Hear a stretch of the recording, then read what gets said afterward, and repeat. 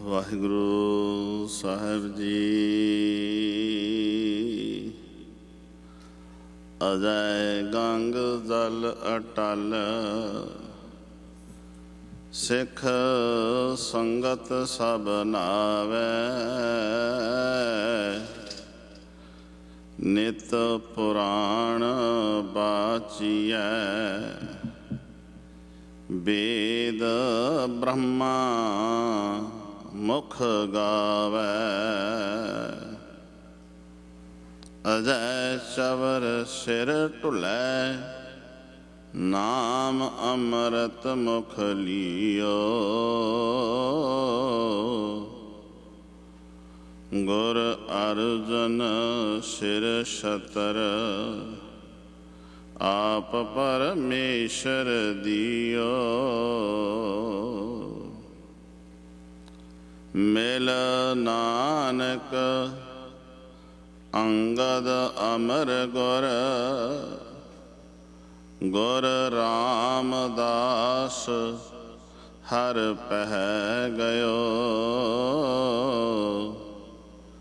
ਹਰਬੰਸ ਜਗਤ ਜਸ ਸੰਚਰਿਓ, ਸੋ ਕਵਣ ਕਹੈ ਸ਼੍ਰੀ ਗੁਰ ਮੁਯੋ। ਹਰਬੰਸ ਜਗਤ ਜਸ ਸੰਚਰਿਓ, ਸੋ ਕਵਣ ਕਹੈ ਸ਼੍ਰੀ ਗੁਰ ਮੁਯੋ।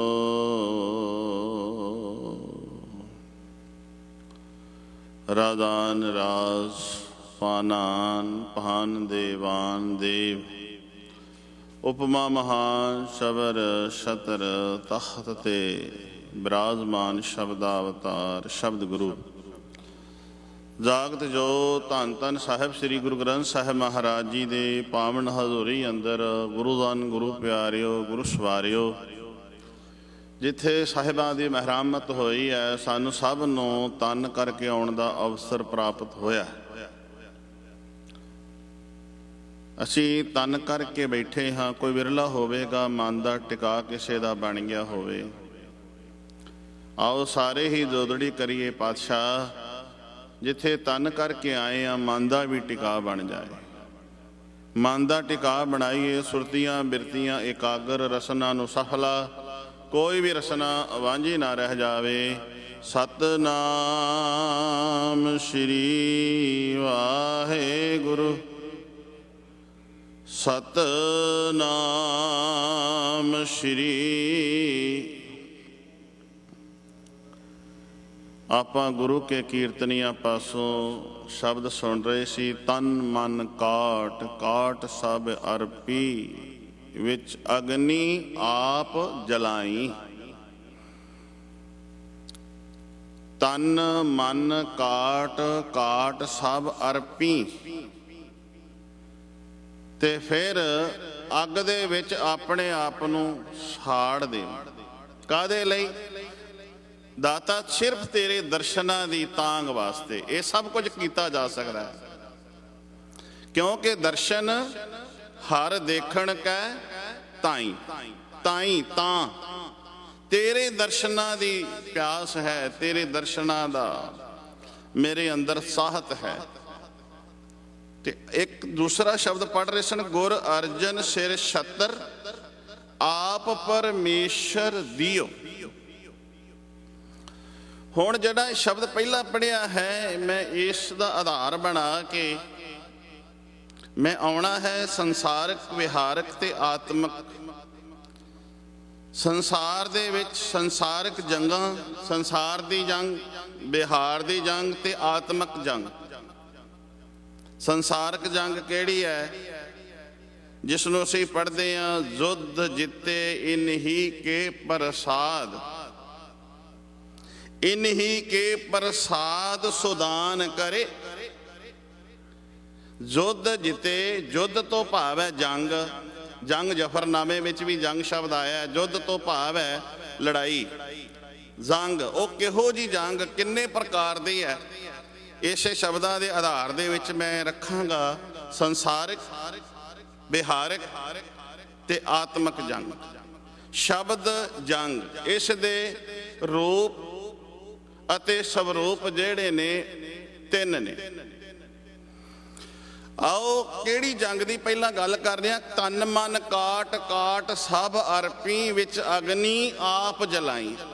ਆਤਮਕ ਜੰਗ ਜਿਸ ਨੂੰ ਕਹਿ ਸਕਦੇ ਅਸੀਂ। ਧੰਨ ਗੁਰੂ ਗੁਰੂ ਅਰਜਨ ਸਾਹਿਬ ਮਹਾਰਾਜ ਤਤੀ ਤਵੀ ਤੇ ਬੈਠਦੇ ਨੇ। ਭਾਈ ਸਾਹਿਬ ਹੁਣੇ ਕਹਿ ਕੇ ਗਏ ਨੇ ਕਿ ਐਤਵਾਰ ਤੱਕ ਸ਼ਹੀਦੀ ਸਾਕਾ ਹੀ ਸਾਰਾ ਚੱਲੇਗਾ। ਇਹ ਸ਼ਬਦ ਜਿਹੜਾ ਤਨ ਮਨ ਕਾਟ ਕਾਟ ਸਭ ਅਰਪੀ, ਵਿੱਚ ਅਗਨੀ ਆਪ ਜਲਾਈ, ਗੁਰੂ ਰਾਮਦਾਸ ਜੀ ਦੇ ਮੁਖ ਤੋਂ ਉਚਾਰਨ ਹੋਇਆ। ਤੇ ਸਾਈਂ ਮੀਆਂ ਵੀਰ ਨੇ ਆ ਕੇ ਪੁੱਛਿਆ ਸੀ, ਧੰਨ ਗੁਰੂ ਰਾਮਦਾਸ ਦਰਸ਼ਨਾਂ ਦੀ ਤਾਂਘ ਲਈ, ਦਰਸ਼ਨਾਂ ਦੀ ਪਿਆਸ ਵਿੱਚ ਕੋਈ ਐਸਾ ਹੈ, ਇਹਦਾ ਅਰਥ ਮੈਨੂੰ ਸਮਝ ਨਹੀਂ ਆਏ। ਦਰਸ਼ਨ ਹਰ ਦੇਖਣ ਕੈ ਤਾਈ, ਵੀ ਦਰਸ਼ਨਾਂ ਦੀ ਪਿਆਸ ਲਈ, ਦਰਸ਼ਨਾਂ ਦੀ ਤਾਂਘ ਪ੍ਰਤੀ ਕੋਈ ਆਪਣਾ ਆਪ ਘਟਾ ਸਕਦਾ? ਕੋਈ ਆਪਣਾ ਆਪ ਨਿੱਕਾ ਨਿੱਕਾ ਕੁਤਰਾ ਕੇ ਨਿੱਕੇ ਨਿੱਕੇ ਟੁਕੜੇ ਹੋ ਸਕਦੇ ਨੇ? ਤਨ ਮਨ, ਤਨ ਨੂੰ ਵੀ ਤੇ ਮਨ ਨੂੰ ਵੀ। ਨਿਰੇ ਤਨ ਦੀ ਗੱਲ ਨਹੀਂ, ਇੱਥੇ ਮਨ ਨੂੰ ਵੀ। ਜਿਹੜਾ ਮਨ ਕਰਕੇ ਆਪਣੇ ਆਪ ਨੂੰ ਜਿੱਤ ਲੈਂਦਾ ਹੈ, ਮਨ ਤੇ ਕੰਟਰੋਲ ਪਾ ਲੈਂਦਾ ਹੈ, ਮਨ ਨੂੰ ਜਿੱਤਦਾ ਹੈ, ਸੂਰਮਾ ਹੀ ਉਹ ਹੈ। ਤਨ ਮਨ, ਤਨ ਨੂੰ ਵੀ ਤੇ ਮਨ ਨੂੰ ਵੀ ਕਾਬੂ ਕਰਨਾ। ਯੁੱਧ ਤਾਂ ਹੀ ਜਿੱਤਿਆ ਜਾ ਸਕਦਾ, ਯੁੱਧ ਦੇ ਵਿੱਚ ਤਾਂ ਹੀ ਰਣ ਭੂਮੀ ਦੇ ਵਿੱਚ ਫਤਿਹ ਹੋ ਸਕਦੀ ਹੈ ਜੇ ਮਨ ਦੇ ਉੱਤੇ ਕੰਟਰੋਲ ਹੋਵੇ, ਮਨ ਦੇ ਉੱਤੇ ਕਾਬੂ ਹੋਵੇ। ਤਨ ਨੂੰ ਤਾਂ ਕਟਵਾਇਆ ਜਾ ਸਕਦਾ ਹੈ ਜੇ ਮਨ ਕਰਕੇ ਡੋਲਦਾ ਗਿਆ ਤੇ ਤਨ ਕਰਕੇ ਵੀ ਗਿਆ। ਕਿਆ ਤਨ ਮਨ ਕਾਟ ਕਾਟ ਸਭ ਅਰਪੀ, ਵਿੱਚ ਅਗਨੀ ਆਪ ਜਲਾਈ। ਧੰਨ ਗੁਰੂ ਰਾਮਦਾਸ ਜੀ ਨੇ ਕਿਹਾ ਸੀ, ਸਾਈਂ ਮੀਆਂ ਮੀਰ ਇਹਦਾ ਜਿਹੜਾ ਹੈ ਨਾ ਅਰਥ ਨੇ ਨਾ ਜਿਹੜੇ ਸਮਝ ਆ ਜਾਣਗੇ। ਸਮਾਂ ਆਵੇਗਾ, ਸਮਾਂ ਆਵੇਗਾ, ਇਹਨਾਂ ਦੇ ਬਾਣੀ ਦੇ ਜਿਹੜੇ ਸ਼ਬਦ ਨੇ ਨਾ, ਇਹਨਾਂ ਦੇ ਅਰਥਾਂ ਦਾ ਪਤਾ ਲੱਗ ਜਾਏਗਾ। ਤੇ ਪਤਾ ਕਿਵੇਂ ਲੱਗਾ? ਜਦੋਂ ਆਪ ਪੰਜਵੇਂ ਜਾਮੇ ਵਿੱਚ ਜੋਤ ਹੋਈ ਹੈ, ਜੋਤ ਹੋਈ ਹੈ। ਜਦੋਂ ਤਨ ਮਨ ਕਾਟ ਕਾਟ ਸਭ ਅਰਪੀ, ਜੋਤ ਹੋਈ ਹੈ ਕਿ ਜਦੋਂ ਤਤੀ ਤਵੀ ਤੇ ਬੈਠ ਜਾਂਦੀ ਹੈ। ਕਿਉਂਕਿ ਸਾਈਂ ਮੀਆਂ ਮੀਰ ਆ ਕੇ ਫਿਰ ਉਹ ਸਾਰੇ ਦਾ ਸਾਰਾ ਨਜ਼ਾਰਾ ਵੇਖਦਾ ਹੈ ਤੇ ਉਹਨੂੰ ਪਤਾ ਲੱਗ ਜਾਂਦਾ, ਸਾਰੀ ਉਹ ਜਿਹੜੀ ਹਿਸਟਰੀ ਹੈ ਉਸਦੇ ਸਾਹਮਣੇ ਆ ਜਾਂਦੀ ਹੈ ਕਿ ਧੰਨ ਗੁਰੂ ਰਾਮਦਾਸ ਮਹਾਰਾਜ ਜੀ ਤੁਸੀਂ ਕਿਹਾ ਸੀ ਤੇ ਮੈਂ ਤੁਹਾਨੂੰ ਇਹ ਸਵਾਲ ਕੀਤਾ ਸੀ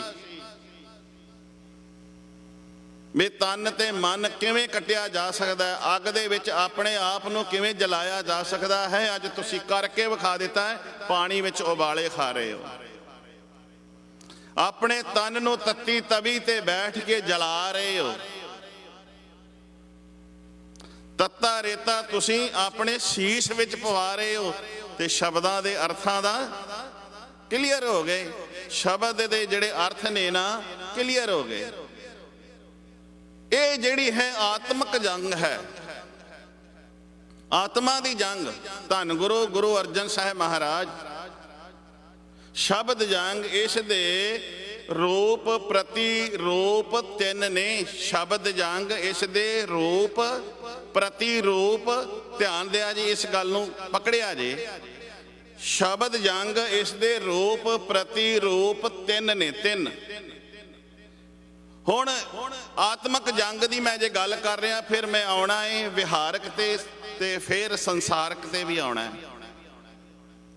ਆਤਮਕ ਜੰਗ, ਮੇਰੇ ਪਾਤਸ਼ਾਹ ਕਹਿੰਦੇ ਨੇ ਆਤਮਾ ਨੂੰ ਕਿਵੇਂ ਜਿੱਤਿਆ? ਮਨ ਜੀਤੇ ਜਗ ਜੀਤ। ਪੜ੍ਹਦੇ ਸਾਰੇ ਆ, ਮਨ ਉੱਤੇ ਕਾਬੂ ਪਾਉਣਾ।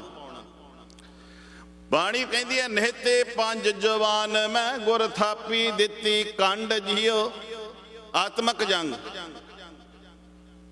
ਆਤਮਕ ਜੰਗ ਦੇ ਵਿੱਚ ਪਹਿਲਾਂ ਤੇ ਇਹਨਾਂ ਦੇ ਉੱਤੇ ਕਾਬੂ ਪਾਉਣਾ ਜਿਹਨਾਂ ਨੂੰ ਅਸੀਂ ਕਾਮ, ਕ੍ਰੋਧ, ਲੋਭ, ਮੋਹ, ਹੰਕਾਰ। ਇਹ ਆਤਮਕ ਜੰਗ ਹੈ। ਜਿਹੜੇ ਆਤਮਕ ਜੰਗ ਵਿੱਚ ਸਫਲ ਹੋ ਜਾਂਦੇ ਨੇ, ਜਿਨ੍ਹਾਂ ਨੂੰ ਆਤਮਕ ਜੰਗ ਵਿੱਚ ਕਾਮਯਾਬੀ ਮਿਲ ਜਾਂਦੀ ਹੈ, ਉਹ ਹੁਣ ਵੀ ਹੈ ਤੇ ਆਉਣ ਵਾਲੇ ਸਮੇਂ ਵਿੱਚ ਵੀ ਸਫਲ ਨੇ।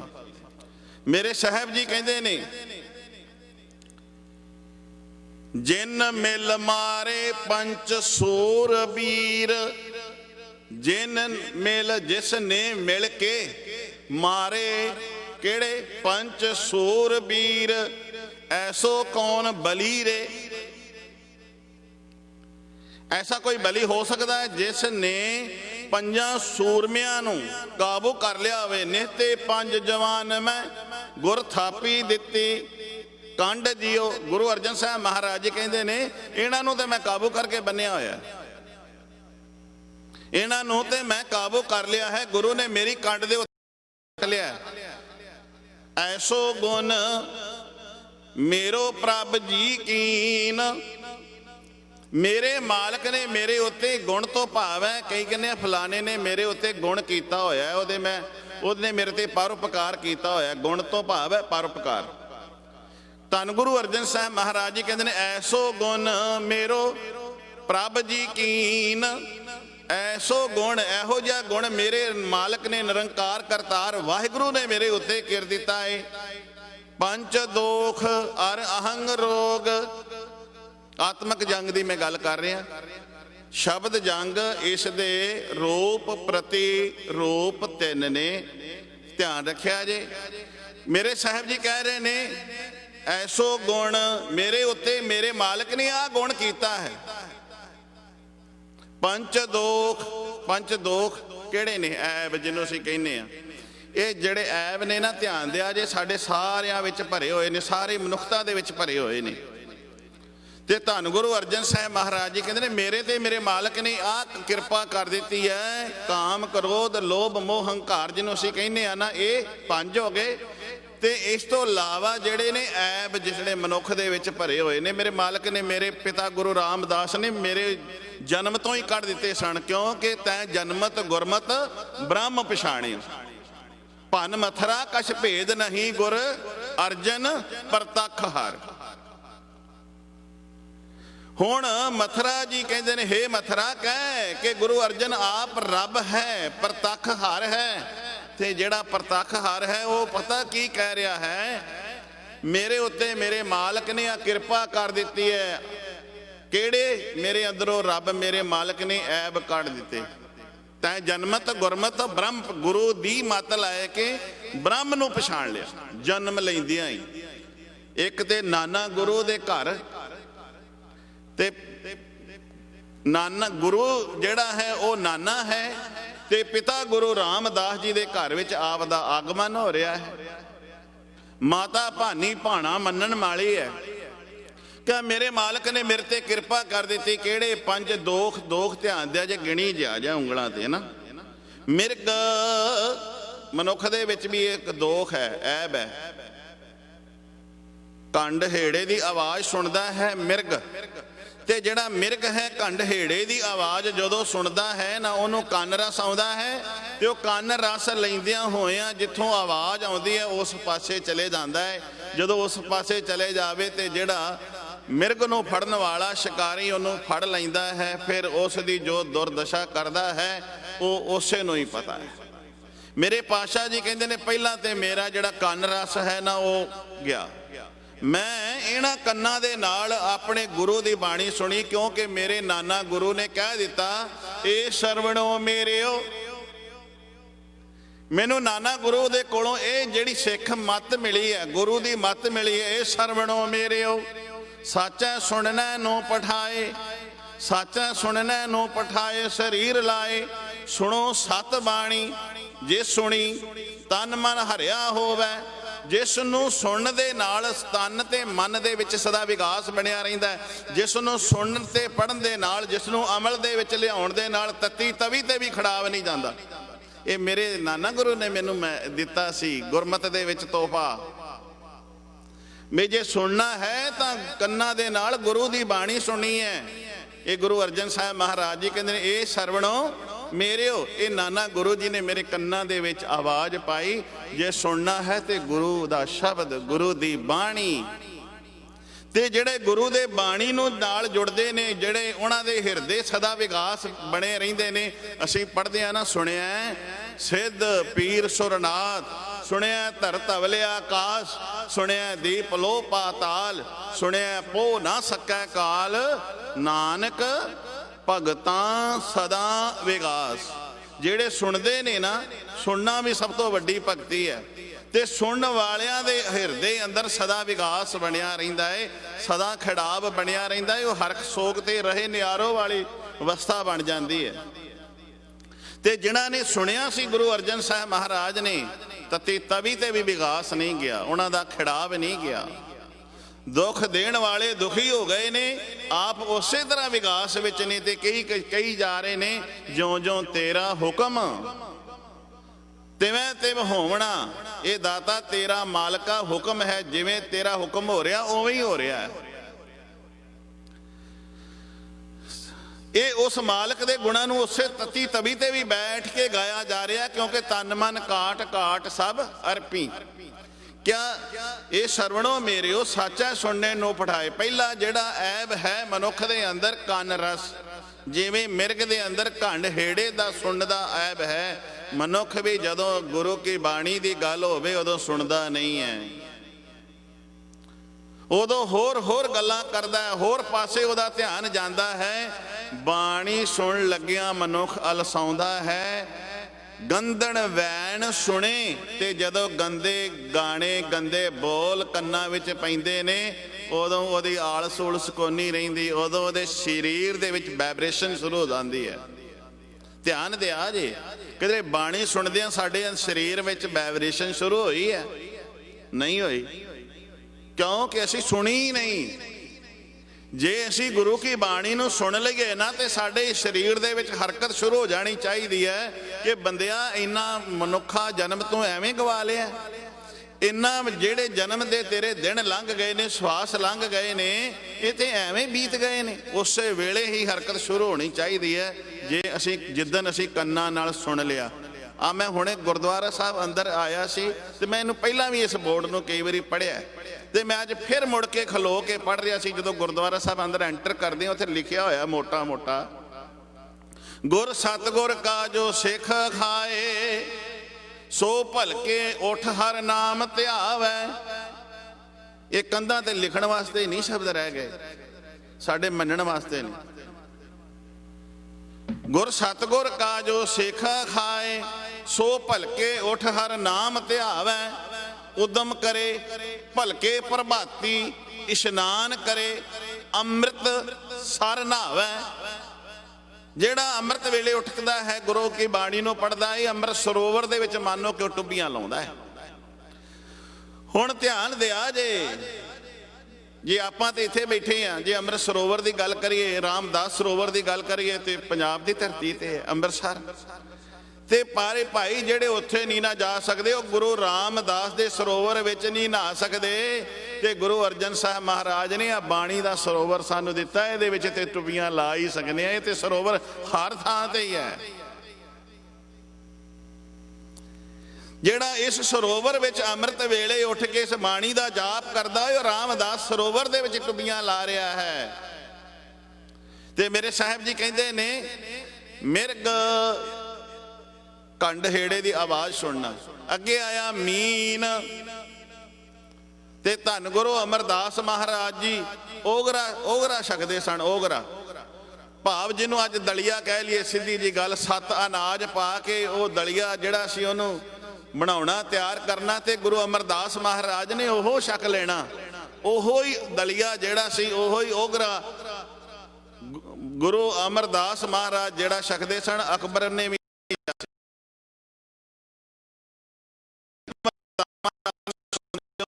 ਜਦੋਂ ਸਾਹਿਬਾਂ ਨੇ ਕਿਹਾ ਪਹਿਲਾਂ ਪੰਗਤ ਤੇ ਪਾਛੇ ਸੰਗਤ, ਕਿਹਾ ਜਿਹੜਾ ਗੁਰੂ ਸਾਹਿਬ ਜੀ ਨੂੰ ਛਕਾਉਂਦੇ ਉਹ ਮੈਨੂੰ ਛਕਾਓ। ਤੇ ਉਸ ਦੇ ਵਿੱਚੋਂ ਇਹੋ ਜਿਹਾ ਆਨੰਦ, ਇਹੋ ਜਿਹਾ ਉਸ ਨੂੰ ਰਸ ਆਇਆ ਸੀ, ਉਹ ਗੁਰੂ ਕੀ ਸ਼ਰਨ ਵਿੱਚ ਢਹਿ ਪਿਆ ਸੀ। ਕਹਿਣ ਲੱਗੇ, ਮਹਾਰਾਜ ਐਵੇਂ ਜਿਹਾ ਰਸ ਅੱਜ ਤੱਕ 36 ਪਦਾਰਥਾਂ ਵਿੱਚੋਂ ਨਹੀਂ ਆਇਆ ਜੋ ਦਲੀਏ ਵਿੱਚੋਂ ਆਇਆ।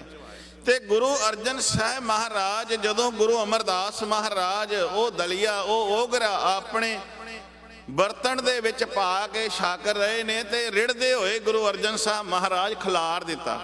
ਹੱਥ ਮਾਰਨ ਲੱਗ ਪਏ, ਖਿਲਾਰਨ ਲੱਗ ਪਏ। ਤੁਸੀਂ ਕਹੋਗੇ ਭਾਈ ਇਹ ਕੀ ਗੱਲ ਕਰਦਾ? ਖਿਲਾਰਿਆ ਕੀ ਸੀ ਕਿ ਗੁਰੂ ਅਮਰਦਾਸ ਮਹਾਰਾਜ ਇਹ ਜਿਹੜਾ ਰਸ ਹੈ ਨਾ, ਇਹ ਹੋਰਾਂ ਦੇ ਵਿੱਚ ਵੀ ਵੰਡ ਦਿਓ। ਇਹ ਜਿਹੜਾ ਨਾਮ ਦਾ ਰਸ ਤੁਸੀਂ ਇਸ ਵਿੱਚ ਲੈ ਰਹੇ ਹੋ ਨਾ, ਇਹ ਹੋਰ ਮਨੁੱਖਤਾ ਵਿੱਚ ਵੀ ਵੰਡੋ। ਸਤਿਗੁਰੂ ਜੀ ਥਾਲ ਵਿੱਚ ਹੱਥ ਮਾਰਦੇ ਨੇ ਤੇ ਰਿੜਦੇ ਹੋਏ ਨਾਨਾ ਗੁਰੂ ਕੋਲ ਜਾਂਦੇ ਨੇ ਤੇ ਖਿਲਾਰਨ ਲੱਗ ਪੈਂਦੇ ਨੇ। ਤੇ ਗੁਰੂ ਅਮਰਦਾਸ ਮਹਾਰਾਜ ਜੀ ਕਹਿੰਦੇ ਨੇ, ਠਹਿਰ ਓਏ ਥਾਲ ਦਿਆ ਮਾਲਕਾ, ਰੁਕ ਜਾ, ਇਹ ਥਾਲ ਤੈਨੂੰ ਮਿਲ ਜਾਏਗਾ। ਤੇ ਗੁਰੂ ਅਰਜਨ ਸਾਹਿਬ ਮਹਾਰਾਜ ਜੀ ਕਹਿੰਦੇ ਨੇ, ਥਾਲ ਵਿੱਚ ਤੂੰ ਇਸ ਥਾਲ ਦਾ ਮਾਲਕ ਹੈ ਨਾ, ਕਿਆ ਥਾਲ ਵਿੱਚ 3 ਵਸਤੂ ਪਈ ਓ। ਸਤ, ਸਤ ਕਿਹਨੂੰ ਕਹਿੰਦੇ ਨੇ? ਉੱਚਾ ਆਚਰਣ, ਸੱਚ ਬੋਲਣਾ, ਸੱਤਿਆਂ ਨੂੰ ਧਾਰਨ ਕਰਨਾ। ਫਿਰ ਅੱਗੇ ਆ ਗਿਆ ਸੰਤੋਖ, ਸਤ ਤੇ ਸੰਤੋਖ।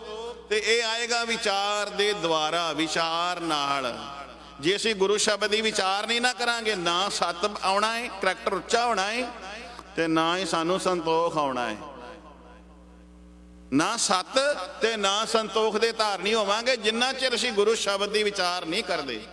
ਗੁਰੂ ਦੇ ਸ਼ਬਦ ਦੀ ਵਿਚਾਰ ਹੀ ਸਾਨੂੰ ਸਤ ਦੇ ਵੱਲ ਲਿਆ ਸਕਦੀ ਹੈ। ਸਾਡਾ ਕਰੈਕਟਰ ਉੱਚਾ ਹੋ ਸਕਦਾ ਹੈ, ਸਾਡਾ ਆਚਰਣ ਉੱਚਾ ਹੋ ਸਕਦਾ ਹੈ, ਸਾਡੀ ਸੋਚ ਚੰਗੀ ਹੋ ਸਕਦੀ ਹੈ, ਮਨ ਨੀਵਾਂ ਤੇ ਮਤ ਉੱਚੀ ਹੋ ਸਕਦੀ ਹੈ ਜਦੋਂ ਅਸੀਂ ਗੁਰੂ ਦੇ ਸ਼ਬਦ ਨਾਲ ਜੁੜਾਂਗੇ।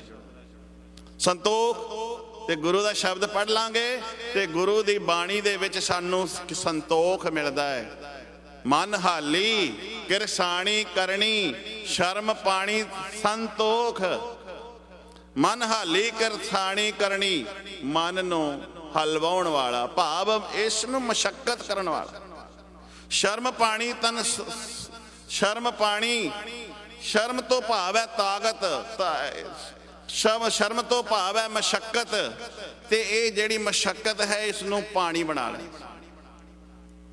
ਤੇ ਜੀਵਨ ਦੇ ਵਿੱਚ ਸਦਾ ਲਈ ਸੰਤੋਖ ਬਣਾ ਲੈ। ਇਹ ਕਿੱਥੋਂ ਮਿਲ ਸਕਦਾ ਹੈ? ਧੰਨ ਗੁਰੂ ਅਰਜਨ ਸਾਹਿਬ ਮਹਾਰਾਜ ਜੀ ਦੇ ਕੋਲੋਂ ਸਾਨੂੰ ਦਾਤ ਮਿਲ ਸਕਦੀ ਹੈ। ਕਿਆ ਥਾਲ ਵਿੱਚ 3 ਵਸਤੂ ਪਈ ਹੋ, ਸਤ, ਸੰਤੋਖ, ਵਿਚਾਰੋ, ਵਿਚਾਰ ਦੇ ਨਾਲ। ਤੇ ਜਦੋਂ ਓਗਰੇ ਨੂੰ ਖਿਲਾਰ ਰਹੇ ਸਨ ਤੇ ਧੰਨ ਗੁਰੂ ਅਮਰਦਾਸ ਜੀ ਦੇ ਮੁਖਾਰ ਬਿੰਤੋਂ ਨਿਕਲਿਆ, ਠਹਿਰ ਓਏ ਥਾਲ ਦਿਆ ਮਾਲਕਾ, ਤੇ ਆਪ ਥਾਲ ਦੇ ਮਾਲਕ ਬਣ ਗਏ। ਧੰਨ ਗੁਰੂ ਅਮਰਦਾਸ ਮਹਾਰਾਜ ਕਿੱਡੀ ਮਹਿਰਾਮਤ ਕਰ ਰਹੇ ਨੇ। ਇਹ ਜਿਹੜੀ ਸਿੱਖਿਆ ਹੈ ਨਾਨਾ ਗੁਰੂ ਕੋਲੋਂ ਮਿਲ ਗਈ, ਇਹ ਗੁਰਤੀ ਉੱਥੋਂ ਮਿਲੀ ਹੈ। ਤੇ ਕਹਿੰਦੇ ਨੇ ਮਿਰਗ ਮੀਨ, ਮੀਨ ਤੋਂ ਭਾਵ ਹੈ ਨਾਨਾ ਗੁਰੂ ਜੀ ਓਗਰਾ ਛਕ ਰਹੇ ਨੇ। ਅਸੀਂ ਤੇ ਅੱਜ 36 ਪ੍ਰਕਾਰ ਦੇ ਪਦਾਰਥ ਖਾ ਕੇ ਵੀ ਨਾ ਵਾਹਿਗੁਰੂ ਨਿਕਲਦਾ, ਦਲੀਆ ਖਾ ਰਹੇ ਨੇ, ਦਲੀਆ ਛਕ ਰਹੇ ਨੇ। ਤੇ ਮੇਰੇ ਗੁਰੂ ਅਮਰਦਾਸ ਮਹਾਰਾਜ ਦੇ ਕੋਲੋਂ ਸਿੱਖਿਆ ਲਈ ਤੇ ਧੰਨ ਗੁਰੂ ਅਰਜਨ ਸਾਹਿਬ ਮਹਾਰਾਜ ਨੇ ਜਿੱਬ ਦਾ ਰਸ, ਜਿਹੜਾ ਜਿੱਬ ਦਾ ਰਸ ਸਾਨੂੰ ਥਾਂ ਥਾਂ ਤੇ ਟਪਕਾਉਂਦਾ, ਛੱਡ ਦਿੱਤਾ। ਨਾਮ ਦਾ ਰਸ ਲਿਆ, ਨਾਮ ਦੇ ਰਸ ਵਿੱਚ ਰੰਗੇ ਗਏ, ਨਾਮ ਦੇ ਰੰਗ ਉਹਨਾਂ ਦੇ ਉੱਤੇ ਚੜ ਗਿਆ ਹਿਰਦੇ ਘਰ ਵਿੱਚ। ਤੇ ਜਿਹੜੀ ਮੱਛੀ ਹੈ ਨਾ, ਉਹਨੂੰ ਜਿੱਬ ਦਾ ਰਸ ਹੀ ਸਤਾਉਂਦਾ ਹੈ। ਮੀਨ ਜਦੋਂ ਉਹਨੂੰ ਫੜਨਾ ਹੋਵੇ ਨਾ, ਮਾਸ ਦਾ ਟੁਕੜਾ ਲਾ ਕੇ ਕੁੰਡੀ ਸੱਟ ਦਿੰਦਾ ਹੈ ਮਛਵਾੜਾ ਜਿਹੜਾ ਹੈ, ਤੇ ਮਾਸ ਦਾ ਟੁਕੜਾ ਜਾਣ ਕੇ ਮੱਛੀ ਮੂੰਹ ਵਿੱਚ ਮਾਸ ਨੂੰ ਪਾਉਂਦੀ ਹੈ, ਤਾਲ ਵਿੱਚ ਕੁੰਡੀ ਅੜ ਜਾਂਦੀ ਹੈ। ਮੇਰੇ ਸਾਹਿਬ ਜੀ ਕਹਿੰਦੇ ਨੇ ਇਹ ਸਾਰੇ ਐਬ ਮਨੁੱਖ ਦੇ ਵਿੱਚ ਭਰੇ ਹੋਏ ਨੇ। ਤੇ ਜੇ ਸਾਰੇ ਐਬ ਪਹਿਲਾਂ ਘੰਡ ਹੇੜਾ ਭਾਵ ਗੰਦੇ ਗਾਣੇ, ਗੰਦੇ ਬੋਲ ਸੁਣਨੇ, ਉੱਥੇ ਗੁਰੂ ਦੀ ਬਾਣੀ ਕਿੱਥੇ ਵਸ ਸਕਦੀ ਹੈ? ਗੁਰੂ ਦੇ ਸ਼ਬਦ ਦਾ ਉੱਥੇ ਪ੍ਰਭਾਵ ਕਿਵੇਂ ਪੈ ਸਕਦਾ ਹੈ? ਤੇ ਫਿਰ ਕਿਆ ਜਿੱਬ ਦਾ ਰਸ, ਜਿਨ੍ਹਾਂ ਨੇ ਜਿੱਬ ਦਾ ਰਸ ਨਿਰਾ ਰੱਖਿਆ, ਉਹਨਾਂ ਨੂੰ ਨਾਮ ਦਾ ਰਸ ਕਿੱਥੋਂ ਆਵੇ? ਮਿਰਗ ਮੀਨ ਭਰਿੰਗ, ਭਰਿੰਗ ਤੋਂ ਭਾਵ ਹੈ, ਭਰਿੰਗ ਕਹਿੰਦੇ ਨੇ ਭੌਰੇ ਨੂੰ। ਭੌਰਾ ਜਿਹੜਾ ਹੈ ਉਹ ਸੁੰਘਦਾ ਹੈ ਤੇ ਬੰਦਾ ਵੀ ਥਾਂ ਥਾਂ ਤੇ ਸੁੰਘਦਾ ਫਿਰਦਾ। ਤੇ ਜਦੋਂ ਸੁੰਘਦਾ ਹੈ ਭੌਰਾ, ਕਿਹਦਾ? ਖੁਸ਼ਬੂ ਫੁੱਲ ਦੀ ਲੈਂਦਾ ਹੈ। ਤੇ ਜਿਹੜਾ ਫੁੱਲ ਹੈ, ਕੌਲ ਫੁੱਲ, ਉਸ ਨੂੰ ਆਪਣੇ ਵਿੱਚ ਦਬੋਚ ਲੈਂਦਾ ਹੈ ਤੇ ਭੌਰੇ ਦੇ ਪ੍ਰਾਣ ਲੈ ਲੈਂਦਾ ਹੈ। ਇਸੇ ਤਰ੍ਹਾਂ ਮਨੁੱਖ ਵੀ ਥਾਂ ਥਾਂ ਤੇ ਸੁੰਘਦਾ ਹੀ ਫਿਰਦਾ ਹੈ। ते अपने ये अपने जीवन रूपी प्राण जेड़े ने श्वास गवा लैंदा। सो जो सास गिरास ध्याए मेरा हर हर, सो गुर सिख गुरु मन भावे। बाणी पढ़ते हैं, मैं नाल बाणी दी तुकां नाल तुकां खोलांगा। जो सास गिरास, सास तो भाव है हरेक सवास नाल, ते ग्रास जदों ग्राही भी मूँह दे विच पावे उदों भी रब दा नां लवे। दातिया तेरी किरपा होई मिल गया खाण नूं। जो सास गिरास ध्याए मेरा हर हर, सो सो तो भाव हो गया ओ गुरु दे मन नूं भाउंदा है, ओ गुरु दे मन नूं चंगा लगदा है। ये गुरु अर्जन साहब महाराज सब कुछ करके विखा रहे हैं। इस मार्ग ते आप तुर के विखा रहे ने। ते जदों आ मिर्ग मीन ते भृंग, भृंग भाव सुंघण दी गल आई, अगे आया पतंगा। पतंग, पतंग तो भाव है जोत लाइट दीवा जदों जगदा, जिहड़ा पतंगा है ना दीवे दे कोल आ जांदा है। लाइट दी मूवमेंट वेखदा, हिलजुल वेखदा है ना, ते लाइट नूं वेखदियां वेखदियां वेखदियां जदों नेड़े आउंदा ते सड़ जांदा है। मेरे पातशाह भी कहिंदे ने ऐ बंदिया सारे दे सारे ऐब तेरे विच भरे पए ने। तेरे विच ये भी ऐब है, जिब दा भी ऐब है, सुंघण दा भी है ते वेखण दा भी है। पराया तन वेख के कई विकारी पुरुषां दे अंदर अग लगी रहिंदी है। तन वेख के, सुहप्पण सुंदरता वेख के, ते जिहड़े कंजूस ने वो पराया धन वेख के सड़दे रहिंदे। जिन्हां नूं धन दी लालसा है वो पराया धन वेख के सड़दे रहिंदे ने। विकारी पुरुष पराया तन ते तरशनालू पराया धन। मेरे साहब जी कहते हैं ये सारे दे सारे जिस बंदे अंदर ऐब होण उन्होंने रब की रहमत कित्थों मिल सकती है। मिर्ग मीन भृंग पतंग कुंचर एक दोख। पर इत्थे मेरे सतगुरु जी कहते हैं कुंचर हाथी उहदे विच काम दा ऐब है, पर इन्हां जीवां दे विच मनुख एक एक ऐब है। पर बंदिया तू ध्यान मार के वेख, तेरे विच सारे दे सारे ऐब भरे पए ने। किसे तो भी तू खाली नहीं हैगा। जिब दा चस्का भी तेरे अंदर, काम भी तेरे अंदर, पराया तन धन वेखना भी तेरे अंदर, माड़े बोल सुनने भी तेरे अंदर भरे पए ने। ये दस तेरा की बनेगा। उन्हां दे विच ते एक एक ऐब है, उन्हां दी ये हालत होई ते जे तेरे विच सारे ऐब भरे ने, पर तेरा की बनेगा। ध्यान दिया जे हुण मैं सीधा इस तुकां नूं पढ़ के सुना दियां, फिर मैं अगे चलदा। मिर्ग मीन भृंग पतंग कुंचर एक दोख विनाश। एक तो भाव है एक एक इन्हां विच ऐब है, ते इन्हां दे एक एक ऐब ने इन्हां दा विनाश कर दिता, विनाश कर दिता। ते मनुख तेरा की बनेगा, तेरे अंदर भी ऐब भरे ने। पर गुरु अर्जन साहब महाराज की कह रहे ने, ध्यान दिया जे कि ऐसो गुण मेरो प्रभ जी कीन। मेरे मालक ने मेरे उत्ते इहो जी कृपा कर दी है, एक भी ऐब नहीं अंदर रहन देता। ऐसो गुण मेरो प्रभ जी कीन। पंच दोख अर अहंग रोग। पंच दोख ओ जेड़े मैं हुणे गिनाए ने। अर दा हो गया अते, अहंग तो हो गया हंकार। एक पासे हंकार है ते एक पासे निम्रता है, एक पासे शैतान है ते एक पासे शांति है। एक पासे शैतान है ते एक पासे शांति दे पुंज, जिन्हां नूं असीं गुरु अर्जन साहब महाराज नूं शांति दा पुंज कहने आ, जां शहीदां दा सरताज कहने आ। शांति है उन्होंने। तन मन काट काट सब अर्पी, विच अग्नि आप जलाई। ते अग दे विच तन साड़िया जा रहा है, रेता पई जा रही है, पानी विच उबाले खाई जा रहे ने, पर फिर भी इहो ही गाई जा रहे ने, तेरा किया मीठा लग। ये हुण साईं मियाँ मीर सारा नज़ारा सामने वेख रहा है। जो गुरु रामदास जी ने कहा सी ना अपने शब्दां द्वारा,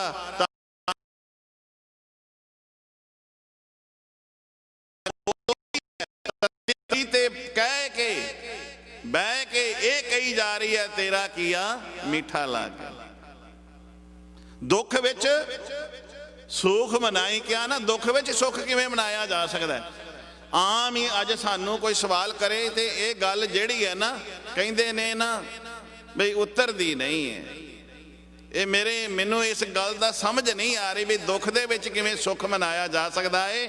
ਪਰ ਇਹ ਗੁਰੂ ਅਰਜਨ ਸਾਹਿਬ ਮਹਾਰਾਜ ਨੇ ਦੁੱਖ ਵਿੱਚ ਸੁੱਖ ਮਨਾ ਕੇ ਦੱਸਿਆ। ਤਤੀ ਤਵੀ ਤੇ ਬਹਿ ਕੇ ਇਹ ਦੱਸ ਦਿੱਤਾ ਵੀ ਗਾਇਆ ਵੀ ਤੇਰਾ ਕੀਆ ਮਿੱਠਾ ਲਾਗੇ। ਦੁੱਖ ਵਿੱਚ ਸੁੱਖ ਮਨਾਈ ਵਾਲੀ ਅਵਸਥਾ ਹੈ। ਆਤਮਕ ਜੰਗ, ਆਤਮਕ ਜੰਗ ਇਹ ਆਤਮਾ ਦੀ ਹੈ। ਆਤਮਾ ਨੂੰ, ਆਪਣੇ ਮਨ ਨੂੰ ਕੰਟਰੋਲ ਕਰਨਾ ਤੇ ਮਨ ਨੂੰ ਕੰਟਰੋਲ ਕਰਕੇ ਰੱਬ ਦੇ ਗੁਣਾਂ ਨੂੰ ਫਿਰ ਗਾਉਣਾ।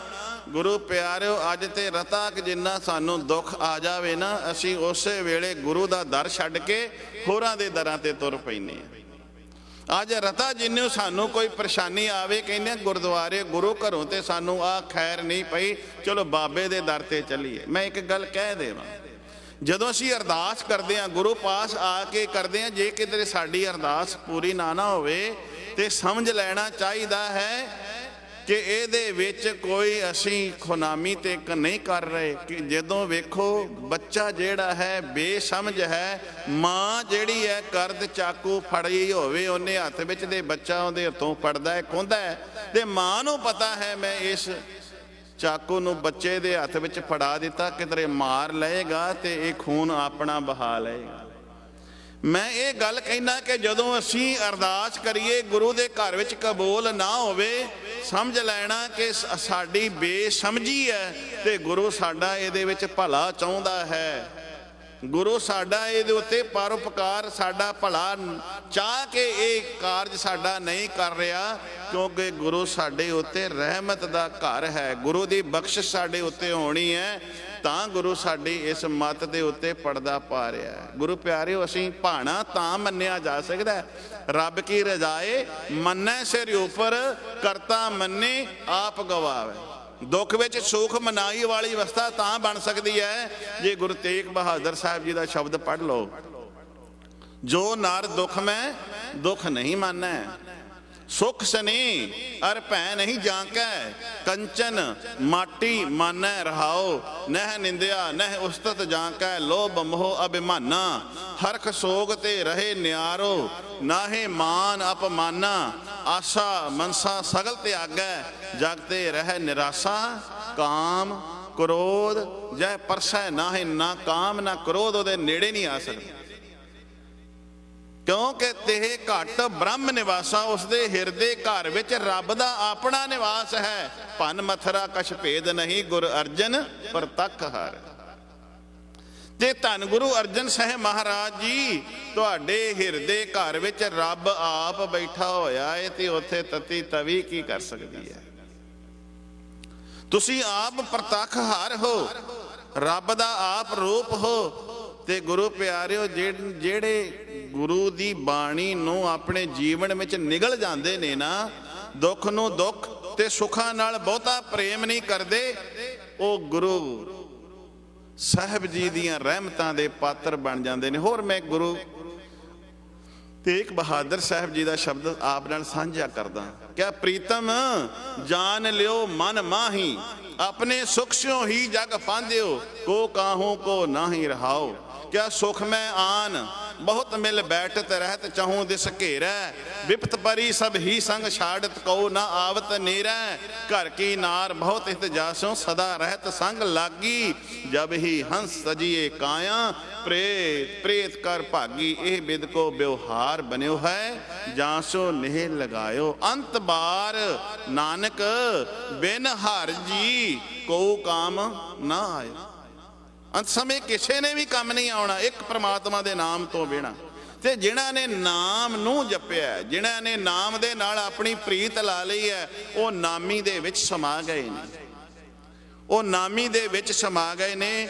ਭੱਟ ਹਰਬੰਸ, ਪਹਿਲਾਂ ਭੱਟਾਂ ਦੇ ਮੈਂ ਸਵਈਆਂ ਦੀ ਜਿਹੜੀ ਵਿਚਾਰ ਕਰ ਰਿਹਾ ਸੀ, ਭੱਟ ਮਥਰਾ ਜੀ, ਇਹ ਜਿਹੜੇ ਦੋ ਸਵਈਏ ਨੇ, ਭੱਟ ਹਰਬੰਸ ਜੀ, ਆਪਣੀ ਰਸਨਾ ਤੋਂ ਕੀ ਕਹਿੰਦੇ ਨੇ, ਅਜੈ ਗੰਗ ਜਲ ਅਟਲ, ਸਿੱਖ ਸੰਗਤ ਸਭ ਨਾਵੈ,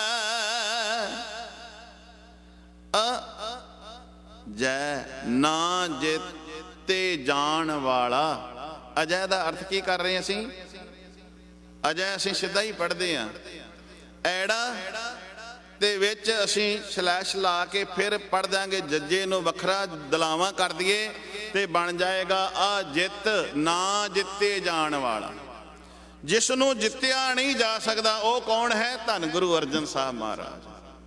ਹੁਣ ਕਈਆਂ ਦੇ ਮਨਾਂ ਵਿੱਚ ਸਵਾਲ ਇਹ ਆ ਜਾਂਦਾ ਵੀ ਗੁਰੂ ਸਾਹਿਬ ਜੀ ਤੇ ਵਾਕਿਆ ਨਹੀਂ ਸੀ ਜਿੱਤੇ ਜਾਣ ਵਾਲੇ, ਅਜਿੱਤ ਸਨ ਗੁਰੂ ਅਰਜਨ ਸਾਹਿਬ ਮਹਾਰਾਜ। ਪਰ ਗੁਰੂ ਪਿਆਰਿਓ, ਗੁਰੂ ਦੇ ਸਿੱਖ ਵੀ ਅਜਿੱਤ ਨੇ। ਗੁਰੂ ਦੇ ਸਿੱਖਾਂ ਨੂੰ ਵੀ ਨਹੀਂ ਕਿਸੇ ਨੇ ਜਿੱਤਿਆ। ਨਹੀਂ ਜਿੱਤੇ ਗਏ ਜਿਨ੍ਹਾਂ ਨੇ ਗੁਰੂ ਕੀ ਬਾਣੀ ਨੂੰ ਆਪਣੇ ਹਿਰਦੇ ਵਿੱਚ ਵਸਾਇਆ। ਮੈਂ ਥੋੜਾ ਜਿਹਾ ਕਹਿ ਕੇ ਮਿੰਟ 4 ਰਹਿ ਗਏ ਨੇ, ਮੈਂ ਸਮਾਪਤੀ ਕਰਦਾ। ਮੈਂ ਇਸੇ ਸ਼ਬਦ ਦਾ ਵਿਸਥਾਰ ਕੱਲ ਕਰਾਂ। ਸਿੰਘਣੀਆਂ ਦੀ ਅਸੀਂ ਗੱਲ ਕਰਦੇ ਹਾਂ। ਗੁਰੂ ਕੀ ਸਿੰਘਣੀ, ਜਦੋਂ ਅਸੀਂ ਮੀਰ ਮੰਨੂ ਦੀ ਜੇਲ੍ਹ ਦੀ ਗੱਲ ਕਰਦੇ ਹਾਂ ਨਾ, ਮੀਰ ਮੰਨੂ ਦੀ ਜੇਲ੍ਹ ਵਿੱਚ ਸਵਾ ਮਣ ਦੇ ਪੀਸਣੇ, ਖੰਨੀ ਖੰਨੀ ਤੇ ਗੁਜ਼ਾਰਾ ਦੀ ਅਸੀਂ ਗੱਲ ਕਰੀਏ ਤੇ ਜਿਹੜੀ ਬੀਬੀ ਹੈ, ਜਿਹੜੀ ਗੁਰੂ ਕੀ ਸਿੰਘਣੀ ਹੈ, ਗੁਰੂ ਦੀ ਪੁੱਤਰੀ ਹੈ, ਜਿਨ੍ਹਾਂ ਦੇ ਇਸ ਹਿਰਦੇ ਘਰ ਵਿੱਚ ਰੱਬ ਦਾ ਪ੍ਰਮਾਤਮਾ ਦਾ ਨਾਮ ਹੈ ਨਾ, ਮੀਰ ਮੰਨੂ ਦੀ ਜੇਲ੍ਹ ਵਿੱਚ ਸਵਾ ਮਣ ਦਾਣੇ, ਕਣਕ ਲਾ ਲਓ, ਕੋਈ ਵੀ ਦਾਣੇ ਲਾ ਲਓ, ਤੇ 2 ਪੁੜਾਂ ਵਾਲੀ ਚੱਕੀ ਮਿਲਦੀ ਹੈ। ਚੱਕੀ ਜਿਹੜੇ ਪੱਥਰ ਦੇ ਪੁੜ ਹੁੰਦੇ ਨੇ, ਹੇਠਲਾ ਵੀ ਤੇ ਉੱਪਰਲਾ ਵੀ, ਤੇ ਉਹ ਜਿਹੜੀ ਚੱਕੀ ਹੈ ਸਵਾ ਮਣ ਦਾਣੇ। ਇਹ ਜਦੋਂ ਭਾਈ ਤਾਰੂ ਸਿੰਘ ਦੀ ਅਸੀਂ ਗੱਲ ਕਰਦੇ ਹਾਂ ਨਾ, ਸ਼ਹਾਦਤ ਦੀ, ਉਦੋਂ ਕਿਹਾ ਸੀ ਵੀ ਇਹਨਾਂ ਸਿੰਘਾਂ ਨੂੰ ਲੰਗਰ ਕੌਣ ਛਕਾਉਂਦਾ ਹੈ, ਤੇ ਕਿਹਾ ਸੀ ਵੀ ਜਿਹੜੀਆਂ ਇਹਨਾਂ ਸਿੰਘਾਂ ਦੀਆਂ ਸਿੰਘਣੀਆਂ ਨੇ ਨਾ, ਬੀਬੀਆਂ ਨੇ ਨਾ, ਉਹ ਘਰ ਦਾਣੇ ਛੱਡ ਕੇ ਤਿਆਰ ਕਰਕੇ ਉਹ ਆਟਾ ਘਰ ਵਿੱਚ ਹੀ ਪੀ ਲੈਂਦੀਆਂ ਨੇ। ਉਦੋਂ ਮਸ਼ੀਨਾਂ ਨਹੀਂ ਸੀ ਹੁੰਦੀਆਂ, ਅੱਜ ਤੇ ਮਸ਼ੀਨਾਂ ਨੇ ਨਾ।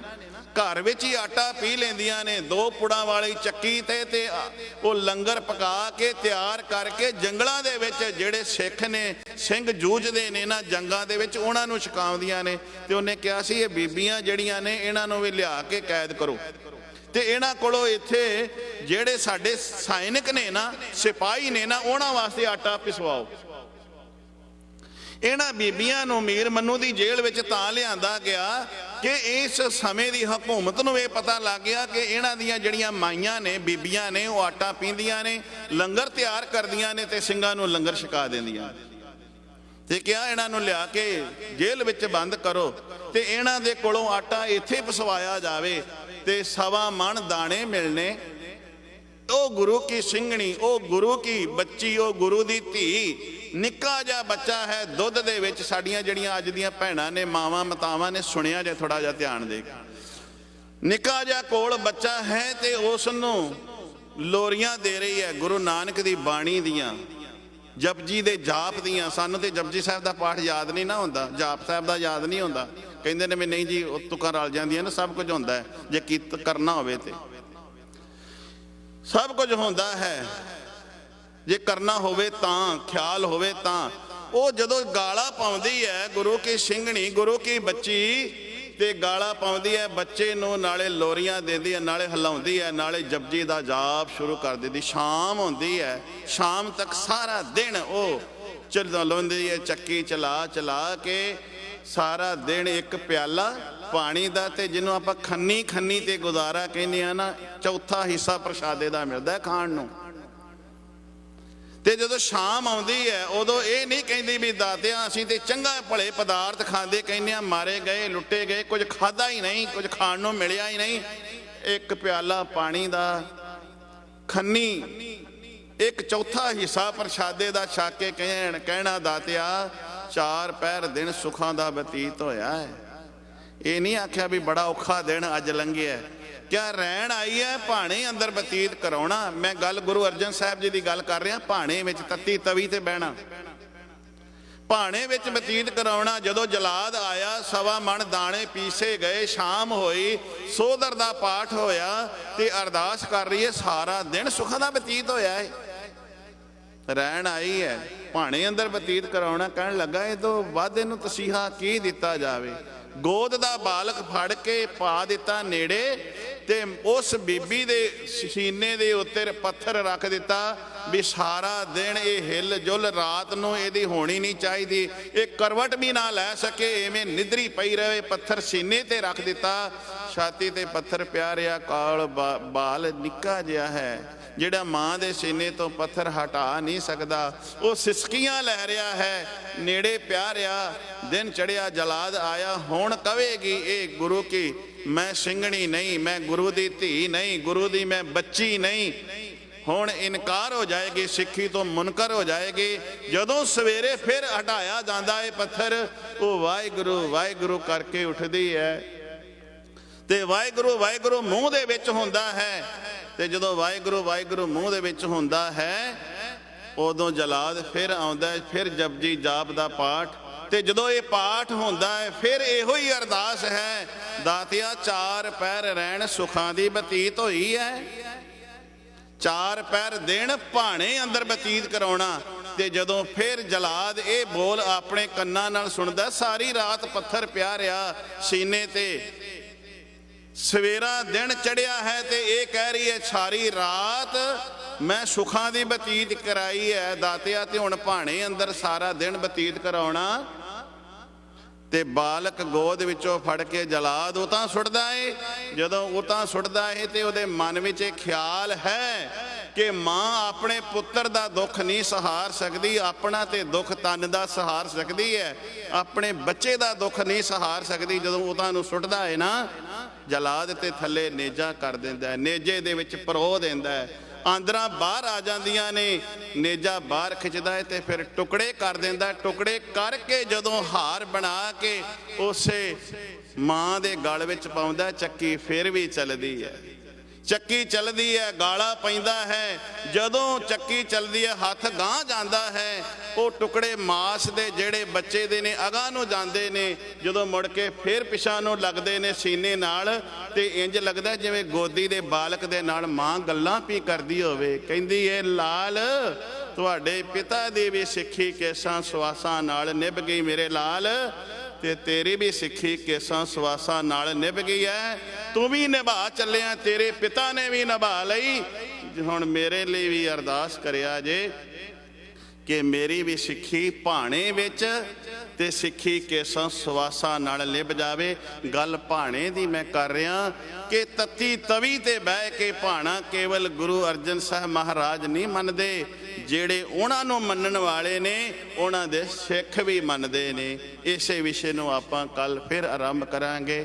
ਇਹ ਜਿਹੜਾ ਮੈਂ ਵਿਸ਼ਾ ਸ਼ੁਰੂ ਕੀਤਾ ਹੈ ਭਾਣੇ ਦਾ, ਗੁਰੂ ਪਿਆਰਿਓ, ਗੁਰੂ ਅੱਗੇ ਅਰਦਾਸ ਕਰਕੇ ਜਾਇਆ ਜੇ, ਦਾਤਿਆ ਕਿਤੇ ਸਾਨੂੰ ਵੀ ਭਾਣਾ ਮੰਨਣਾ ਆ ਜਾਵੇ। ਵਾਹਿਗੁਰੂ ਜੀ ਕਾ ਖਾਲਸਾ, ਵਾਹਿਗੁਰੂ ਜੀ ਕੀ ਫਤਿਹ।